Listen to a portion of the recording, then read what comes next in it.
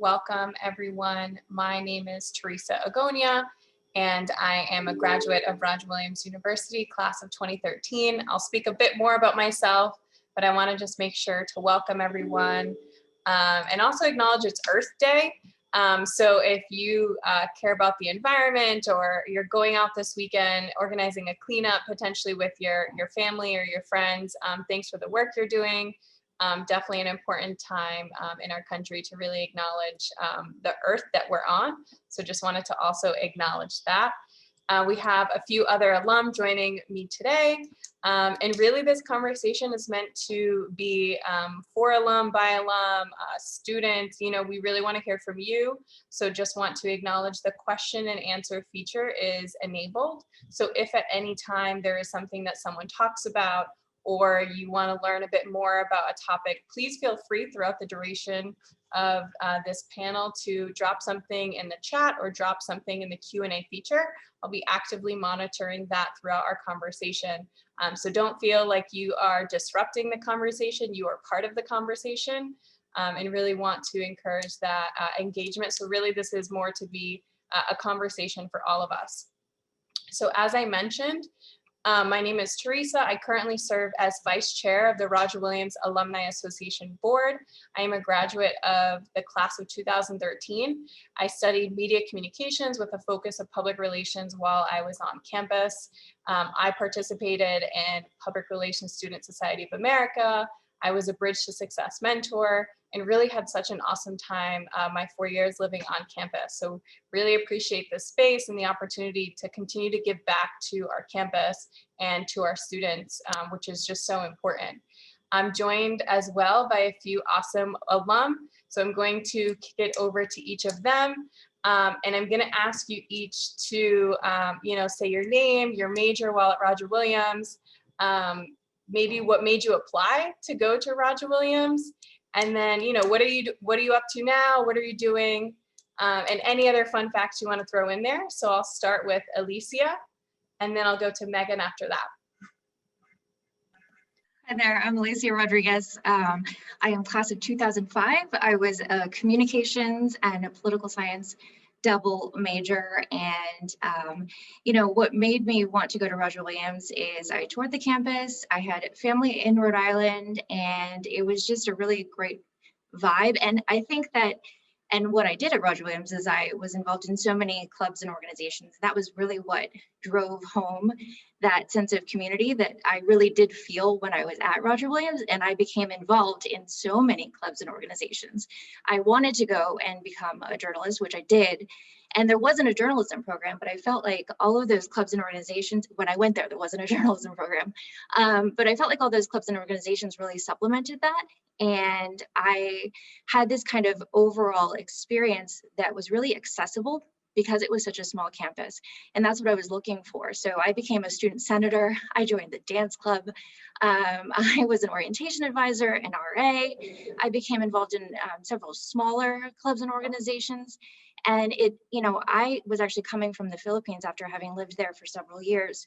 And I wanted a place where I felt like I could, comfortably do these things and feel like I was part of something and, really, get involved in all different types of things. And that helped me as a journalist. And it helps me now in my career in public affairs. And, combining those two, communications and political science, really has brought it full circle. So that's where I am now. And I think that being able to have that overall liberal arts degree in a way is what brought me here. Awesome. And Elysia, where are you living these days and what's your current title? So I am the Vice President of Media Strategy for Benchmark Strategies. It's a public affairs firm in Boston. I couldn't really completely leave Rhode Island. So even though I work in Boston, I mostly work remote. I'm in the office now, but I live right on the Rhode Island line. So I have this nice balance between being in Boston, but also being very close to Rhode Island. So I am in Bristol often, maybe not as much this year, but most years. And I've never, I've worked around the country. I was a reporter for 15 years before coming to this industry, on television as a TV news reporter, but I never really went too far from Rhode Island. I always kind of kept coming back. And I think it was because I had this real sense of community from Roger Williams that I just never really wanted, that became my home. And, even now I work in Boston, but I'm still kind of a Rhode Islander. Don't tell them that though. They like to think of me as a Bostonian, but I'm probably kind of a Rhode Islander. Well, I certainly love to hear that. I'm biased because I work in Rhode Island. Probably should have mentioned that. I currently serve as Chief of External Affairs for the Mayor of Providence, Rhode Island.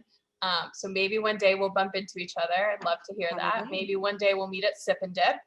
All right, so now I'll turn it over. It's the ice and the iced coffee. You can't get that anywhere. It's like crushed ice. So good. Caramel nut crunch. If you haven't had it, I'm putting you on now, everyone. All right, Meghan, let's hear a bit from you. Yes. Hello, everyone. So I'm Meghan Rothschild. I am a 2006 graduate of Roger Williams. I majored in communications. I ended up going to Roger Williams. It's kind of a funny story because I wanted to be a marine biologist and quickly was not told, but encouraged to perhaps reconsider because I'm really bad at math. And I didn't realize you needed a substantial amount of math to be a biologist. So if that gives you any frame of reference. So that was the whole reason I went there, and then quickly realized that was not going to be the major for me. I probably wouldn't have survived it. So I chose communications. I'm going to be perfectly honest with you. I chose it because it was the only major that required no more math than what I had already taken. So, but it happened for a reason. I ended up absolutely loving my classes, and I actually just spoke at for Ted Delaney on Monday. So he's in creative writing now. Elysia, I know you had him as well. So I just spoke at his class. I come back every year and speak a couple times. I too was very involved on campus. I was president of the chorus. Don't actually ask me to sing in public because I won't by myself. I was on the radio. I had a country music radio show with one of my girlfriends. I worked on campus. We used to have Jasmine's Cafe. I know how to make a mean latte. Absolutely loved working there. I worked for the law school dining services as well. Wrote for the school newspaper and volunteered for a variety of other causes on campus. So I definitely was very involved, and that I agree with Elysia. Community. I miss Roger Williams every single day. I'm trying to plan, it's my 15-year reunion this year, and I'm trying to plan a time to come back with my girlfriends in October or September to, just be back on campus with a group. So right now I own a full service marketing and public relations firm, and I also am a professor of social media marketing and PR at Springfield College and Southern New Hampshire University. But my primary role is running my company. I'm a boutique firm, so I have a small staff. There's 7 of us. We're a small agency, but we're very mighty, and we focus on empowering women entrepreneurs and women-owned businesses to find their voice through strategic marketing and PR. But we have plenty of male clients. So we do everything from social media management to PR strategy, marketing strategy, graphic design, website development. We're pretty full service, and I absolutely, if you had asked me years ago if I wanted to be an entrepreneur, I would have told you no. But now that I'm doing it, I wouldn't have it any other way. That is awesome. Well, you are both certainly two badass. Well, I don't know if I'm allowed. All right, I'm not going to finish the word, but you know what I was alluding to. So I just want to acknowledge I didn't technically finish saying the word, but you are both that. Badass women. So, you're both obviously very into your careers at this point, certainly have a lot of accolades. Meghan, I'll start with you. Do you think there was anything at Roger Williams that really prepared you to get to where you are now? Were you in any specific internships, clubs, anything like that really, brought you to this moment for your career? Absolutely. I think that learning effective communication was key. And I think that's something I could say about any career. No matter what career you choose to go into, you have to be able to communicate with people. And that, my coursework and being on air writing for the paper and learning how to write for media, how to be on air and have presence.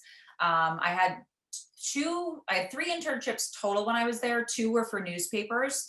And I learned pretty quickly, you can't just throw something together. You have to proofread it. You have to edit it. It has to have a certain tone. How do you control the message? And so I think a lot of the work that I did there in leadership roles as president of the chorus and all of that, it all helped contribute to being confident and excited and happy about my career and feeling really comfortable in what I do. So I definitely would attribute. I also had cancer while I was there during my sophomore year, and ended up having to write a lot of first-person stories about that experience. And it was such a serendipitous thing that I had chosen the comm major, because I got asked to write a lot of pieces for particularly some magazines in Newport. And I don't think I would have been as successful doing that if I wasn't learning those skills while I was at school. Awesome. Elysia, what about you? Anything that happened at Roger Williams that set you up for your career now? Well, technically I'm on my second career, and my first career was the result of an internship, that started through Roger Williams. I interned at Channel 12 in Providence, and that turned into my first job, which was a producer behind the scenes at Channel 12 in Providence. And then, I went from working there to my first on-air job as a reporter, and then I was an on-air reporter for 15 years. And then this past year, I made the switch to public affairs, where I'm a media strategist now, which combines my 2 majors, communications and political science. And I'm learning now that those roles I had in college, as a student senator, and all those leadership roles as an RA are actually helping me now. I'm using some of those connections I made in college currently in my job. The people that I met in college are now in positions that are very useful to my career now. I mean, public affairs is a combination of what Meghan does and, legislative things, government affairs. And so it really does combine those two, and networking and your relationships with people are what make you successful. You have to know people, you have to be able to communicate with people, and you have to understand a wide variety of things. I have to know about bio, I have to know about pharmaceuticals, I have to know about like the aerospace industry, I have to know about a variety of things. I have a robot under my desk. I have to know about so many different industries. And thankfully, through the connections I made at Roger Williams, there's somebody who is in one of those industries that I went to college with. And because I was involved in so many different organizations, I know them, and I can reach out to them. And thankfully, I maintained a lot of those relationships. And I think that was, kind of a benefit that I'm just now realizing, 15 plus years later, that combination of communications and political science is helping me in this career. And, I when Meghan was talking, I'm like, oh, I did a radio shoot too for like 5 seconds. It wasn't very good. It was like, I think it was at like 2 in the morning or something. They let me do that. And like, surprisingly, I turned that into a career somehow because I was terrible at it. But you have to get that out of your system, and there's no better time to do that than in college. Write those articles where you can have a professor and you can have peers review it and make those mistakes then, when you can do it in an academic setting, so that when you are in a career, you're not making those mistakes anymore. And it's so incredibly valuable. And again, I'm on my second career now, and you just have no idea what you're building yourself to be when you are doing those things in college, and how useful they would be. You might not realize it for 15 years like I have, but it's important to stack up those skills.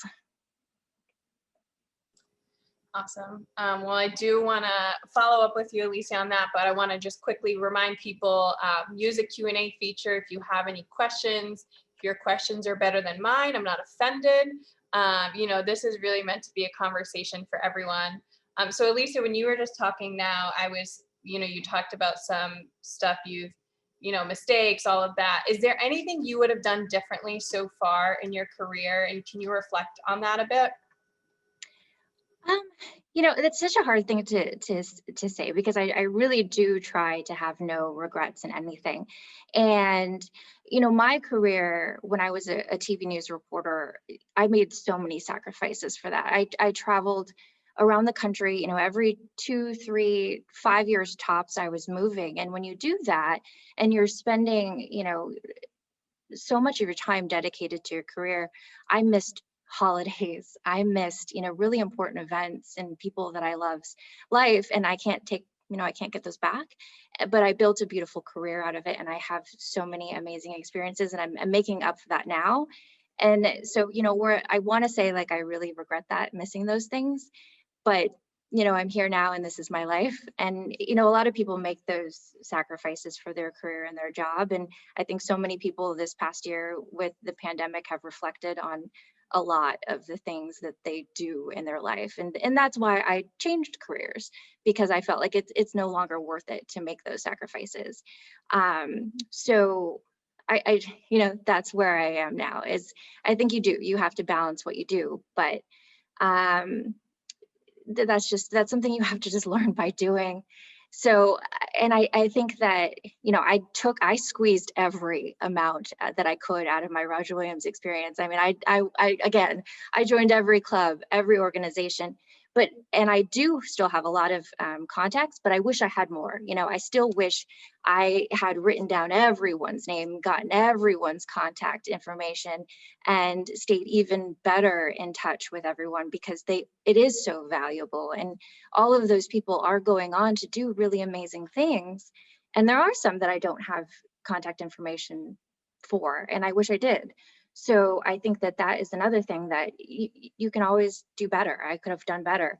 And I think that that's really important during your experience, to make sure you recognize that, you know, networking is important, and you maintain those relationships with your professors, your classmates, everyone.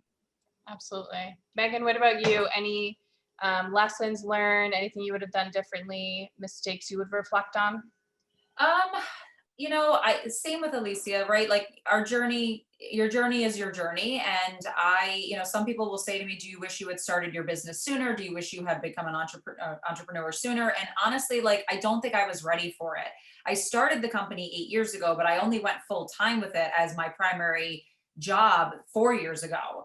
And so I had to build that company before I made the leap. And that's sort of, I think that's a really hard thing to communicate to people, because a lot of entrepreneurs, especially whether they're just coming out of college or there's someone who's looking for a career change, they want to just completely leap into it and start the business. And there's a lot of risk associated with that. And so I built the business as a side hustle and worked 70, 80 hours a week, you know, for a couple of years, getting it so that it was sustainable. So I don't think I would say, you know, like, I worked at Six Flags as the advertising and promotions manager as my first large job out of college. And I, like Elysia, during the summers, I could not come to July 4th. I could not go on family vacations. If there was weddings or graduations, I remember missing my girlfriend's graduations, and they were pretty upset with me because, you know, they were 1 year younger than I was. And I said, I don't think you understand, like, the pressure I'm under to be here 7 days a week in the summer.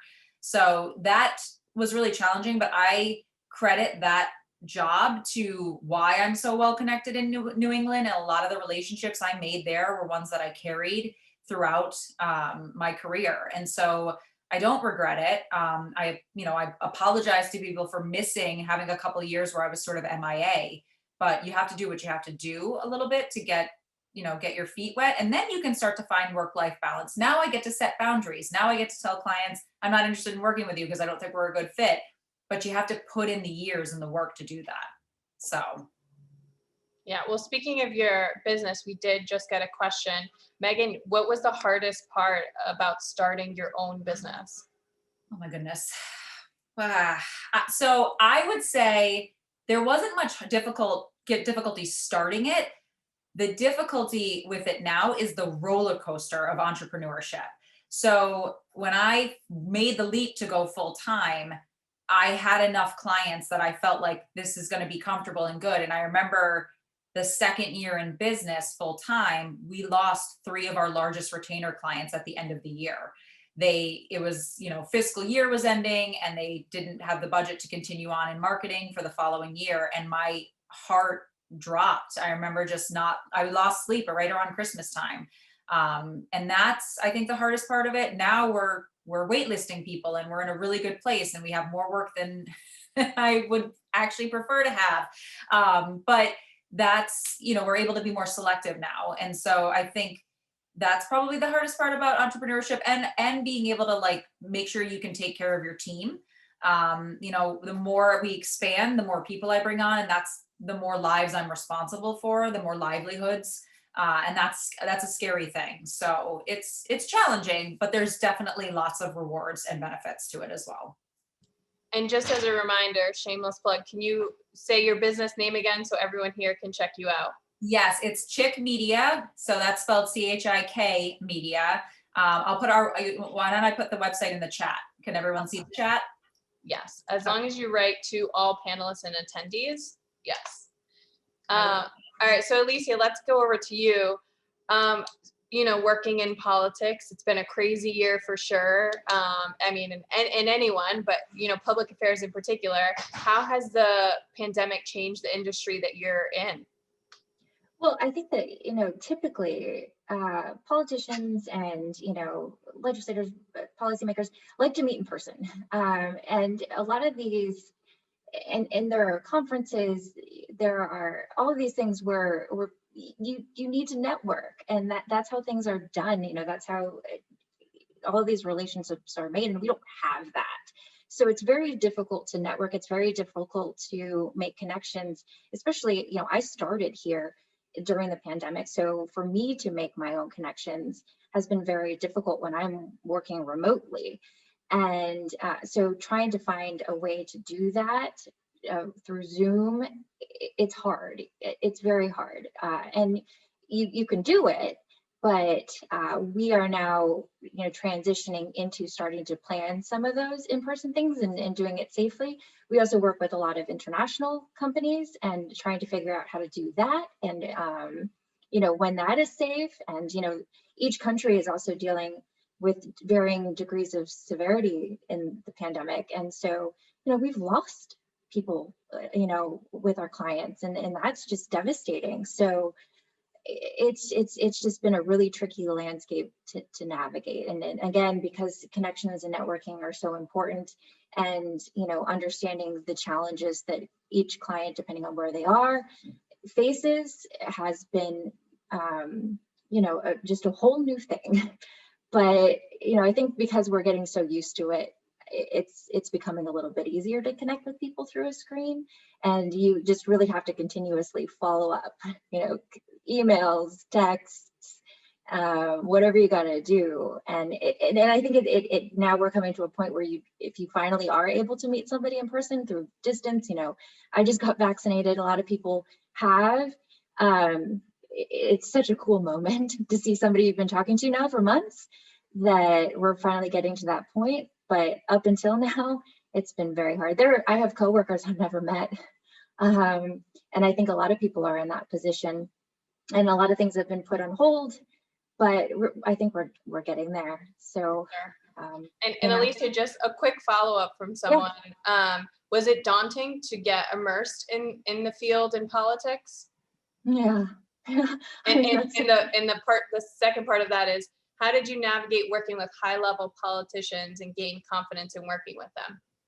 Well, being a reporter for 15 years, I've chased people in parking lots. I have, knocked on doors of people who have committed very, very terrible crimes. So I have a very thick skin, and, I've stood in hurricanes and all of that stuff. And that definitely builds a bit of tolerance for a lot of things. So that background has helped me immensely. There are very few things that rattle me.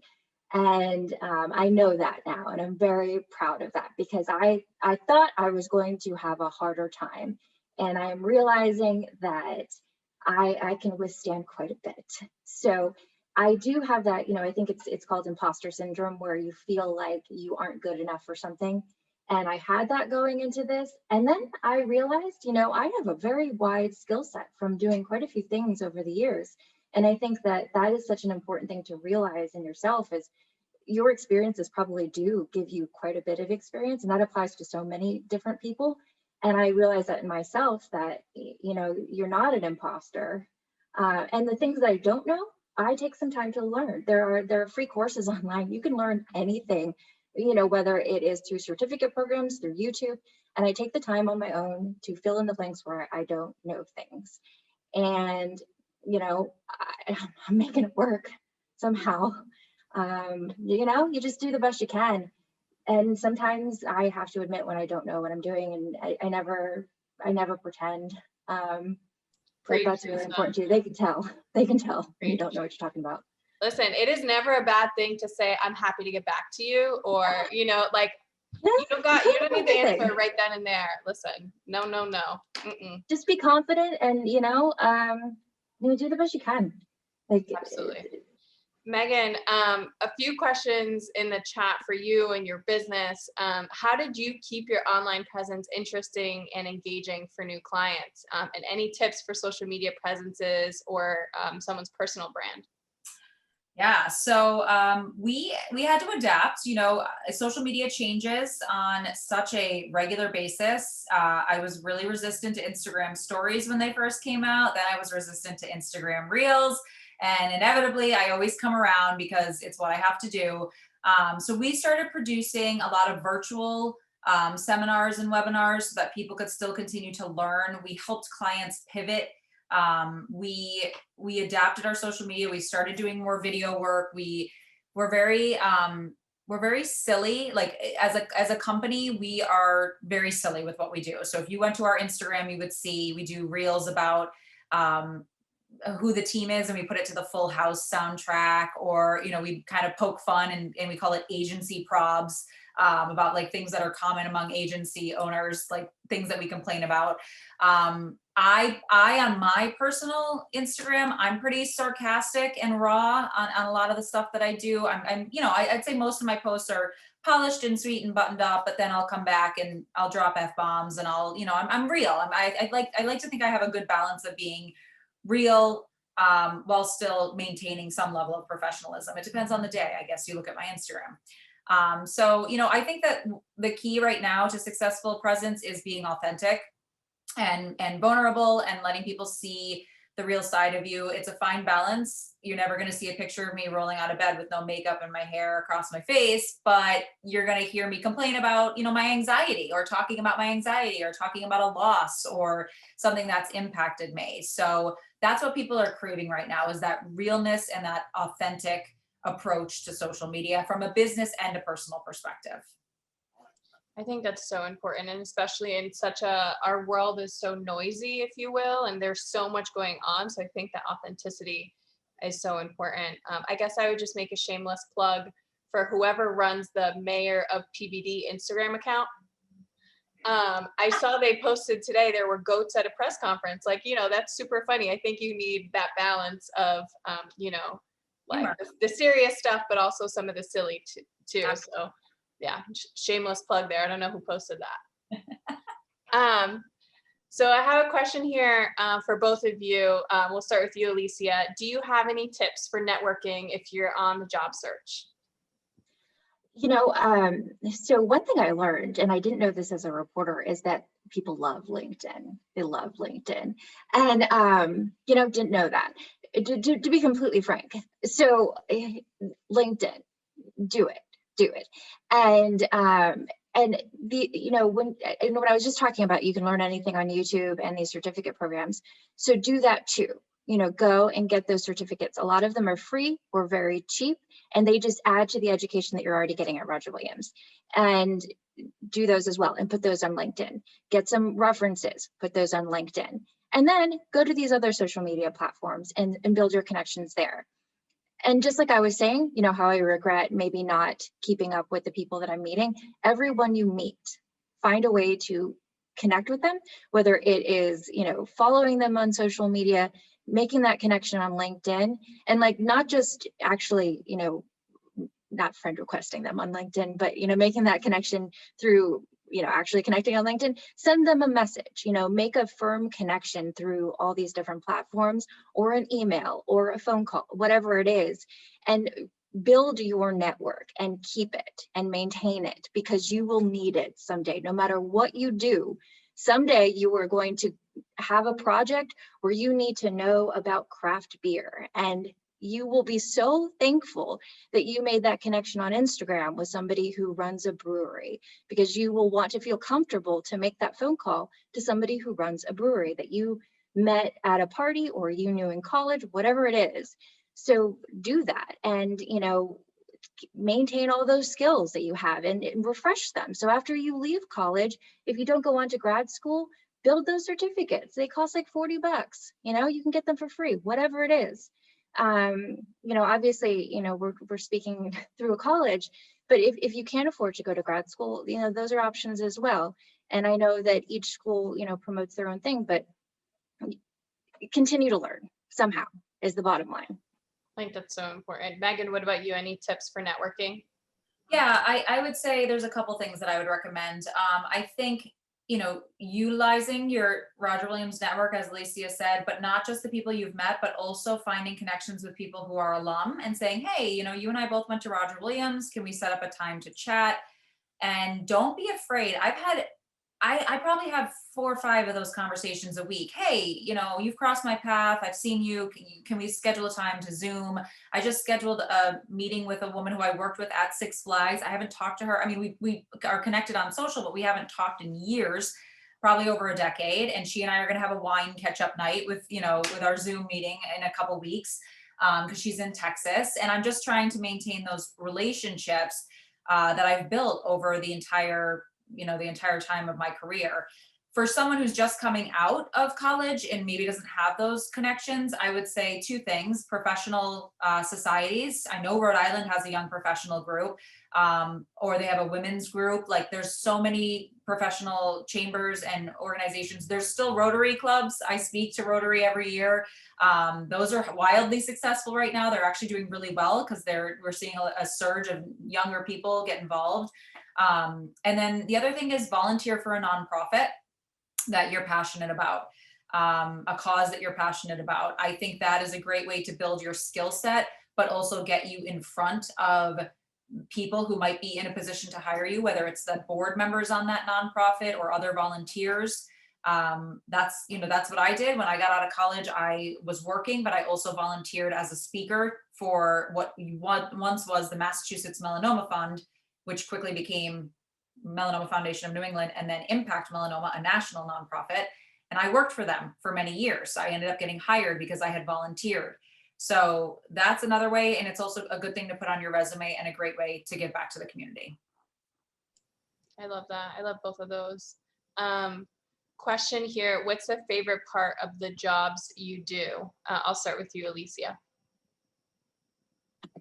I just, when I was a reporter, and the same thing happens today, I just meet new people all the time, and I'm learning things constantly.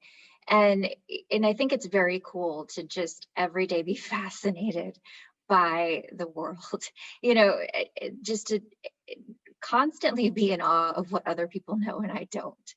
And I think that, when somebody asked me again about the robot under my desk, and it's by a client of ours. They're called Piaggio Fast Forward. It's a following robot. Actually, I don't know if you can see that. Oh no, that's forward. Don't do that. I'm a media strategist. I know better than that. This is very set, but you can look it up. It's called Agita. It follows you. It holds your stuff. And I would have never had a robot if I wasn't in this realm. We work with a seaplane company that they do short trips for commuters, so you can choose a seaplane instead of a regular plane. I work with the city of Gloucester. We work on a project with the fishermen there, and I get to go out and hear about their lives and how they do what they do and risk their lives. And that's just a day. That's one day. And I'm in an office now, but I'm never here for more than 10-15 minutes. And I don't think that I could be in an office for more than 10 or 15 minutes. And that's my favorite thing. Meghan, what about you? It's really hard for me to narrow it down, to be perfectly honest. I love what I do for so many reasons. I love the creative aspects. I love getting to work with different types of industries. It for me, I get bored, and I spent years at each one of my roles, and after a few years, I kind of got stale. It was like, okay, how do I market the same thing over and over again? Which is a real thing that people have to do, especially people who would stay at companies for decades. I wake up every morning and every day is different. I could be handling a marketing strategy for an iced tea company, or running an event for a restaurant, or working on PR for an audiologist. We're all over the map in terms of the clients that we have. And I love being able to work with different industries. I also absolutely love doing the influencer work and the blogging work that we've been doing. So we've monetized our social media. We do influencer work on Chikmedia. I do it on my own. And then we kind of merge those two together. And we also have a blog on my company's website that we do things like holiday shopping guides, and we're doing a summer gift guide or a summer shopping guide. And I love producing that type of content. It's really fun. It allows me to travel and bebop around and visit with my clients and capture content. And it's just very creative and very customizable and fun. All right, so we're going to end with our last question here. And I'll start. Do you have any final advice or tips for any alum or students listening today who are looking to go into your industry, or anything that you wish someone had told you? So I'll start. And I'll cheat by participating since I'm moderating, but I was asked to participate, for the record. For me, I never knew I would end up in government. If you would have asked me in college if I would end up in government, I would have thought you were crazy. But I think my biggest tip is for women, especially women who identify as someone who would be considered a minority. For me, I'm the daughter of immigrants. Both of my parents are from Portugal, and being a first-gen kid in politics and a young woman is really important to me. And I think representation is so critical, especially in politics. We need more women at the table. We need more people who grew up like me in poor cities at the table making decisions. And something I wish I knew was how hard it is and how unaccepted young women are in politics. So I guess my piece of advice is know that you deserve to be at the table, and especially for people like me who identify as first gen, or if you're the daughter or the child of immigrants, like, you deserve to be at that table. And despite the setbacks, just know that it's a really important thing to be a part of, for sure. And then I'll kick it over to Elysia. Yeah, jumping off of that, it's hard. It can be really hard. And, I first started in TV. I had agents tell me that I was too fat, that I would never end up on television, that my voice was annoying, that I was annoying, that I wasn't smart enough, that I didn't do enough, that I was starting too late. I mean, on and on and on and on. And, I had an agent tell me that I would never make it to a top 10 market. Boston is a top 10 market. I sent him a greetings from Boston postcard when I made it to Boston, with a couple swear words on the back, so don't let anybody tell you that you can't do anything. I've had people send me racist things. I've had people send me sexist things. I've had the most disgusting emails sent to me over the course of my 15 years. When I got this job, I had so many people telling me that I was a minority hire, that it was some sort of affirmative action. No, okay, no. I have 15 years of experience, and I can, outperform many, many people. And so you have to have that inner confidence that it is you, it is your skills, and don't take no for an answer. But it is hard, and know that you will have to muster up a lot of inner strength to get through it, because whether you are a woman, whether you're a woman of color, whatever your things are that you are going to have to overcome, it is going to be hard at some moment, and you will have to muster up that strength. So be prepared for that, but it's worth it. Absolutely. Meghan? Yeah, just to piggyback off of that, one of the reasons why I started Chikmedia is because I continuously was being sexually harassed at every job that I went to by both men and women, just being devalued and told that my worth was because of the way I looked, or I was wearing clothes that were too tight, or I must be sleeping with someone in order to get into the position that I was in. And so I would echo both of you and say you're going to have to have a thick skin and prepare for some of that, and just know that it still exists, because my mom used to tell me it existed and I'd say no way, and then I got out there and was like, oh wow, this is happening. From a marketing perspective, I would prepare yourself to be a lifelong learner. I am tired of every day seeing there's a new thing on social media that I have to learn, but that's the job that I've chosen. That's the career path. I resist for a couple weeks and then I realize I got to catch up. So just know if you're going to go into this field, you are going to be someone who has to learn and read and continue to tweak your skills, because everything changes so rapidly. All right, well, with that, we're gonna look for Meghan on TikTok, because I'm sure she's now on TikTok then, based on that. A little bit. Well, Elysia, Meghan, thank you so much for tuning in. Thank you, Roger Williams University, for creating this space, both for alum and students. And thank you to everyone who participated, who just sat and watched. And again, just a thank you to the alum office for putting this together. You're not on the screen, but we see you and we appreciate all that you do for our university and bringing alum together, even in these virtual spaces. So thank you all so much. Have a great day. Thanks, everyone. Thank you.